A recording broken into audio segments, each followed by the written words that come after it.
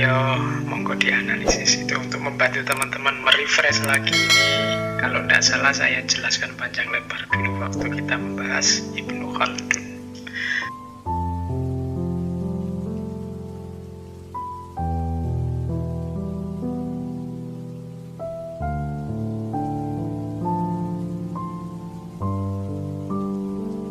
Baik, kita mulai ke tema utama kita tentang Cokro Manggilingan.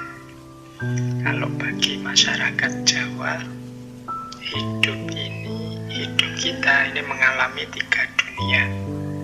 Yang pertama alam purwo, yang kedua alam madya, dan yang ketiga alam wusono. Alam purwo itu alam sebelum kita hadir di muka bumi ini. Alam madya itu pengalaman kita hidup di dunia di muka bumi. Dan yang ketiga alam wusono. Alam wusono itu alam nanti setelah kita meninggal, setelah kita hidup. Jadi ini makanya falsafah hidup timur termasuk Jawa itu secara umum menerima adanya 3 dunia ini. Bandingkan nanti dengan filsafat barat tertentu yang hanya menerima alam madya atau alam syahadah kalau bahasa Arabnya. Jadi tidak mau membahas alam purwo, tidak mau membahas alam wusono, karena dianggap 2 alam ini metafisik, dan yang metafisik itu tidak ada gunanya dibahas, katanya orang modern. Beberapa filosof bilang alam metafisik itu meaningless, tidak ada gunanya kalau dibahas. Mungkin ada tapi tidak penting dibahas. Beda dengan tradisi filsafat timur yang menerima bahwa ada hidup sebelum kita di dunia ini dan nanti ada hidup setelah kita meninggal nanti. Maka perputaran Cokro Manggilingan itu tidak terbatas di alam madya saja. Jadi kalau teman-teman merasa, Pak, masa iya sih siklus perputaran hidup itu ada, wong saudara saya, tetangga saya, teman saya, atau jangan-jangan saya sendiri merasa sejak kecil sampai sekarang hidup susah terus. Atau saya ini orang kaya loh, Pak, perasaan nggak pernah itu, Pak, mengalami susah hidup, ya rasanya lancar-lancar saja, enak-enak saja, senang-senang saja. Nah itu, ya kalian mungkin mengukurnya hanya di alam madya. Jangan lupa nanti ada alam wusono. Kalau kita tidak mengelola dengan baik alam madya, ya di alam wusono kita akan panen. Karena ini juga siklus Cokro Manggilingan. Jangan sampai kita tertawa hari ini, besok di alam wusono kita jungkir balik kesulitan. Bahkan dalam agama kan alam wusono, alam akhirat ini kan yang lebih hakiki dibandingkan alam madya atau dunia yang kita alami sekarang, yang oleh beberapa tokoh malah disebut dunia hari ini itu ya semu, tidak sejati. Dunia yang semu ini pun hari-hari ini kan kita sibuk dengan yang lebih semu lagi, yang kita sebut dunia maya itu. Dunia maya itu kesemuan dalam kesemuan, karena dunia nyata ini sudah disebut semu, kita malah sekarang sibuknya di dunia versi mayanya dunia nyata, berarti kemayaan dalam kemayaan. Oke, jadi ada alam purwo, alam madya, alam wusono. Ini siklus hidupnya manusia. Maka mungkin tadi ada pertanyaan-pertanyaan, ada itu kok orang yang dari lahir sampai meninggal seneng terus atau susah terus? Ya tidak mesti juga. Karena hidup ini tidak hanya diawali saat kita lahir dan berakhir saat kita meninggal. Nah, ini dasar falsafah Cokro Manggilingan. Jadi ada siklus hidup yang tidak hanya dunia ini, tapi juga ada dunia kemarin dan dunia nanti. Nah, biasanya orang menjelaskan siklus hidup manusia Jawa itu melalui beberapa analogi. Analogi yang paling populer itu analogi dari tembang Jawa, khususnya mocopat. Mocopat ini masuk kategori, kalau di tembang Jawa itu ada tembang cilik, ada tembang tengahan, ada tembang gede. Nah, mocopat ini termasuk tembang cilik dan juga tembang tengahan. Nanti kalau tembang gede itu biasanya ada lewat kakawin-kakawin di puisi-puisi tradisional Jawa kuno. Nah, mocopat ini biasanya kita kenal punya 11 jenis tembang.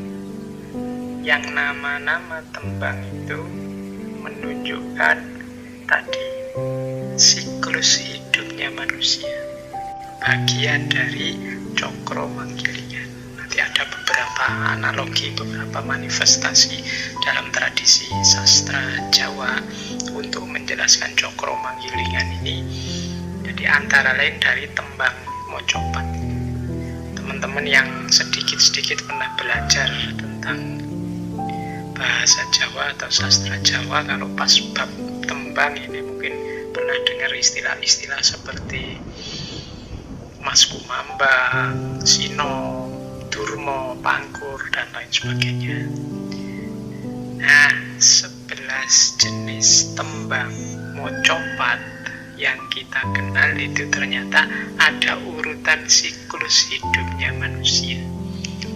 Coba kita tengok perlahan-lahan ya. Ini nanti ada beberapa perbedaan cara mengurutkan, tapi saya urutkan di versi yang lebih populer saja. Jadi hidup manusia itu diawali dari Mas Kumambang, kemudian Mijil, kemudian Sinom, kemudian Kinanti, kemudian Asmorondono, kemudian Gambuh, Dandangkulo, Durmo, Pangkur, Megatruh, dan Pucung. Ini mohon maaf ya yang dari luar Jawa, yang bukan Jawa. Semoga istilah-istilah ini bisa paling tidak jadi informasi baru atau wawasan yang baru buat teman-teman.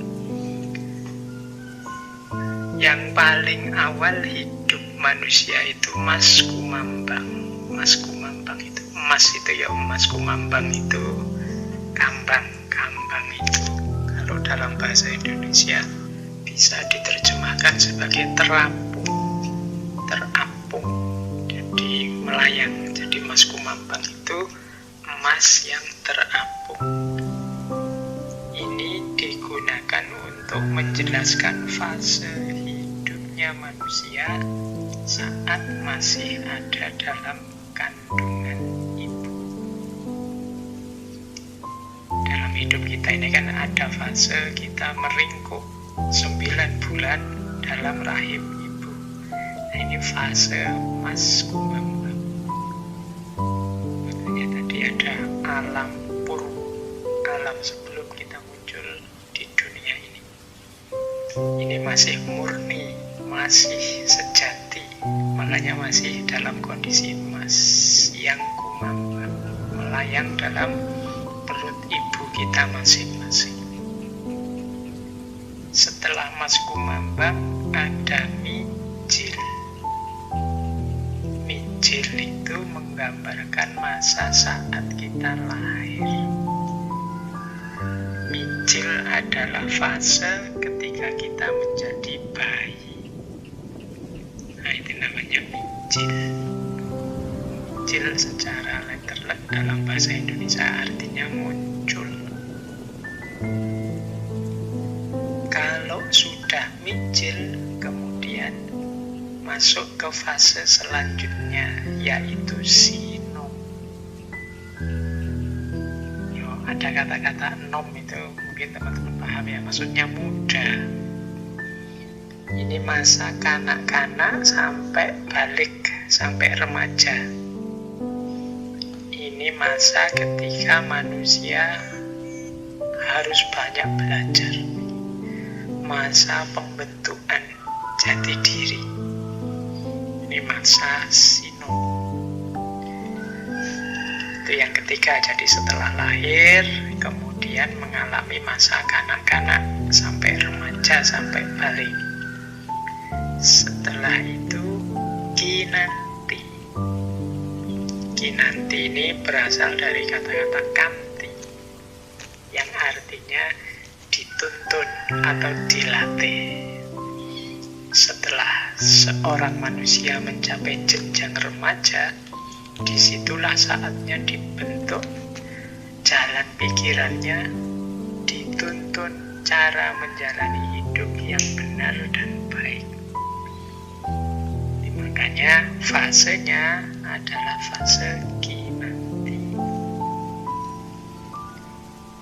Setelah kinanti ada asmorontono.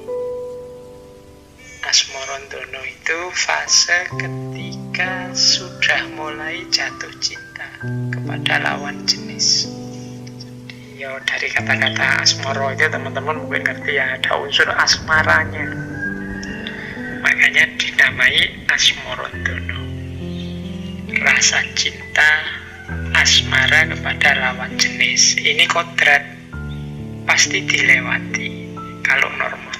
Kalau situasinya biasa normal kan selalu ada situasi-situasi khusus itu. Ya situasi khusus membahasnya khusus. Secara umum ya asmorontono itu fase ketika seseorang cinta kepada lawan jenisnya. Kadang-kadang ngaji itu, yuk kita ngomongnya kan untuk umum.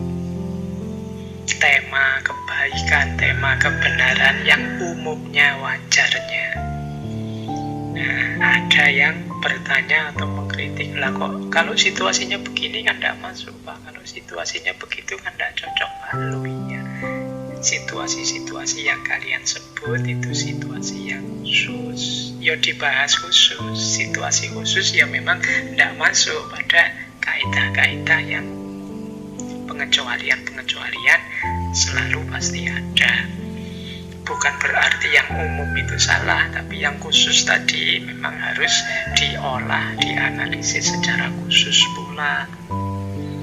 Misalnya ketika saya bicara misalnya orang itu kalau ilmunya semakin tambah itu biasanya dia semakin tawadu, semakin menunduk. Nah terus ada yang bilang, Pak tapi kan ada itu orang begini yang tambah pinter kok tambah anggun, tambahan. Nah itu berarti kan khusus, perlu dibahas khusus juga. Mengapa kok terjadi yang seperti itu? Tidak masalah, tidak salah juga pertanyaan. Di situ nanti ada ilmu itu akan semakin berkembang, tidak sekedar macet atau berhenti di satu teori umum tadi, tapi nanti dia akan nambah perspektif baru, nambah wawasan baru, tidak masalah. Tapi paling tidak di awal kita ngerti bukan berarti yang umum tadi salah, tapi selalu ada situasi-situasi khusus yang perlu juga jadi pertimbangan. Baik, asmorontono, malah sampai sana ngomongnya. Kita lanjutkan. Setelah jatuh cinta di asmorontono ada gambuh. Gambuh ini berasal dari kata jumbuh, atau ada yang bilang maknanya sama dengan sarujuk. Kalau tadi ngomong asmorontono itu jatuh cintanya, gambuh ini menikahnya. Jadi tidak hanya jatuh cinta, tapi ada menikahnya. Fase hidup bersama dengan pasangan ini fase namanya gambuh. Setelah menikah, setelah gambuh ada dandang kulo. Dandang itu dari akar kata kegadangan atau cita-cita. Kulo artinya manis. Jadi kalau sudah punya pasangan, saatnya untuk merancang hidup bahagia, mewujudkan semua cita-cita. Ingin punya pekerjaan mapan, ingin punya keluarga yang tentram, ingin punya harta benda, sandang pangan papan yang cukup. Nah, ini fase dandang kulo, fase mewujudkan cita-cita. Kalau sudah sampai di fase dandang kulo, saatnya durmo. Durmo itu dari kata dharma, atau kalau di Jawa mungkin ada istilah dermo. Dermo itu sedekah atau wewe. Kalau cita-cita sudah tercapai, pekerjaan sudah mapan, keluarga sudah bahagia, segala kebutuhan tercukupi, bahkan lebih, saatnya berderma, berbagi dengan orang lain.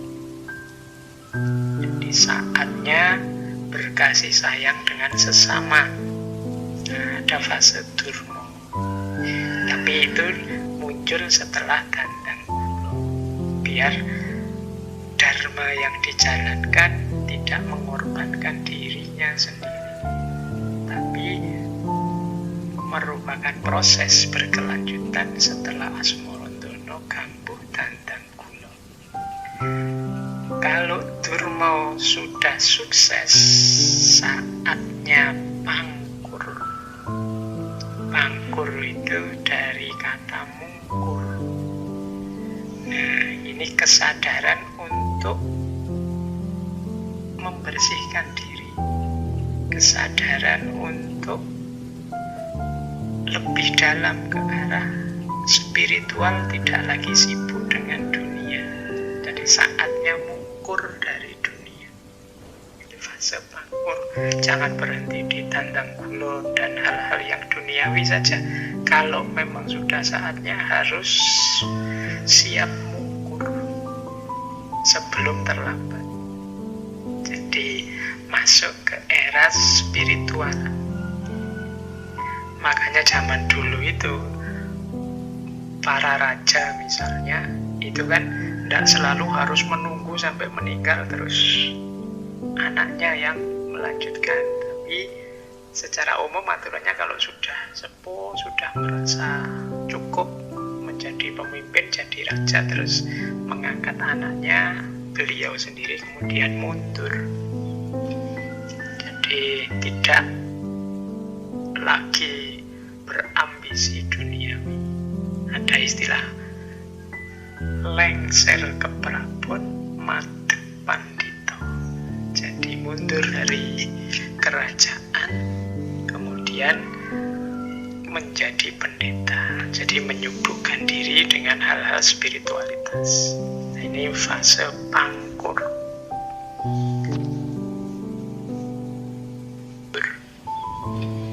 Jadi tidak lagi berambisi dunia. Ada istilah lengser ke prabon, madeg pandito. Jadi mundur dari kerajaan, kemudian menjadi pendeta, jadi menyibukkan diri dengan hal-hal spiritualitas. Nah, ini fase pangkur. Nah, puncaknya pangkur adalah megatruh. Megatruh itu ketika seseorang meninggal. Megat itu ya dari kata-kata pegat, pisah, terpisah roh, terpisahnya roh dari jasad. Ini saatnya orang kembali kepada Yang Maha Kuasa, namanya megatruh. Dan yang terakhir ada pucung. Pucung ini ya selesainya hidup kita di alam matio, yang berakhir hanya membawa kain kafan dan amal hidup kita di dunia. Segala yang duniawi sudah kita tinggalkan. Ini fase pucung, yang kasarnya kemudian diterjemahkan jadi pocong. Ya, kita meninggal sudah kalau sudah ada di fase pocong, masuk alam wusono. Nah, ini istilah-istilah dari tembang yang 11 ini menggambarkan siklus hidup kita. Jadi berputar dari sejak di perut ibu sampai pucung. Ya nanti mungkin berlanjut lagi di alam wusono. Baik, itu manifestasi salah satunya dari cokro manggilingan. Kita lihat lagi, kalau ini yang saya sebut tadi mikro ya. Mikro itu yang untuk skala kecil, jagat cilik kehidupan kita.